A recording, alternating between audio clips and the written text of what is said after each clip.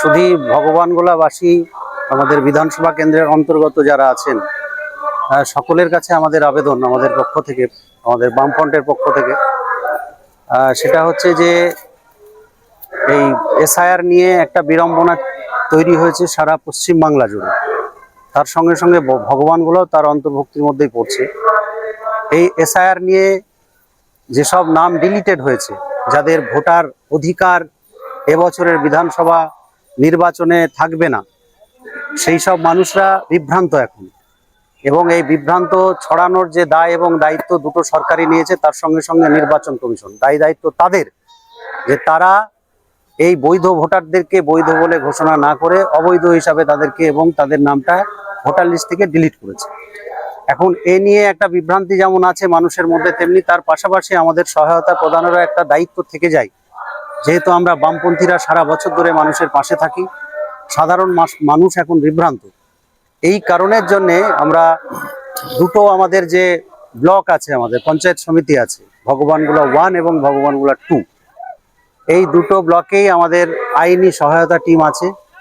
আমাদের অ্যাডভোকেট মাজরুল সাহেব আছেন, তার সঙ্গে সঙ্গে রাকেশ আছে, কিরণ আছে, এবং তাদের নেতৃত্বে যারা আছেন আরও অনেক জুনিয়র অ্যাডভোকেটস আছেন, যারা রেসপেক্টেড আমাদের সকলেই।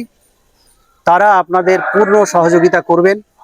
আপনাদের যে কোনো এই এসআইআর সংক্রান্ত বিষয় নিয়ে কি করতে হবে, কি করা উচিত, এই মুহূর্তে বিভ্রান্ত না হয়ে তারা আপনাদের পাশে দাঁড়াবে। এবং আপনারা নিশ্চয়ই তাদের সঙ্গে যোগাযোগ করুন। আমরা তাদের সোশ্যাল মিডিয়াতে এবং আমাদের সংশ্লিষ্ট যে পার্টি যে আমাদের অফিসগুলোতে আছে সেগুলোতে, এবং ক্যাম্প করে আমাদের এইগুলো করা হবে। এবং সহায়তা টিম অলরেডি শুরু করে দিয়েছে। আজকে যেমন ওড়াহড়ে হয়েছে, তেমনি রানীতলাতে হয়েছে। এই রকমভাবে গোটা ভগবানগোলা বিধানসভা জুড়ে আমাদের এই শিবিরগুলো, ক্যাম্পগুলো হবে।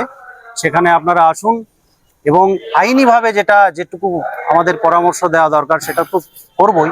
তার পাশাপাশি ট্রাইব্যুনালে যাওয়ার জন্য যে উকিলি যে সহায়তা, পুরোপুরি সেটা আমাদের এখানে ফ্রিলি করা হবে এবং এখানে কোনো রকমের অর্থের ব্যাপার নেই।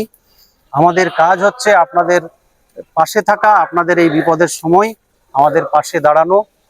সে কাজটা আমরা আপনাদের করব। এবং এটুকু নিশ্চিত করতে পারি যে এই অসময়ে দাঁড়িয়ে যে তৃণমূল যারা কর্মী, তৃণমূলের যারা বাহিনী, তারা অনেক সময় অর্থের বিনিময়ে এই কাজটা করার চেষ্টা করছে এবং তারা ডকুমেন্টস হিসাবে আধার কার্ড, ভোটার কার্ড এবং প্যান কার্ড নেওয়ার চেষ্টা করছে এবং একটা অর্থের বিনিময়ে তারা এই কাজগুলো করার চেষ্টা করছে।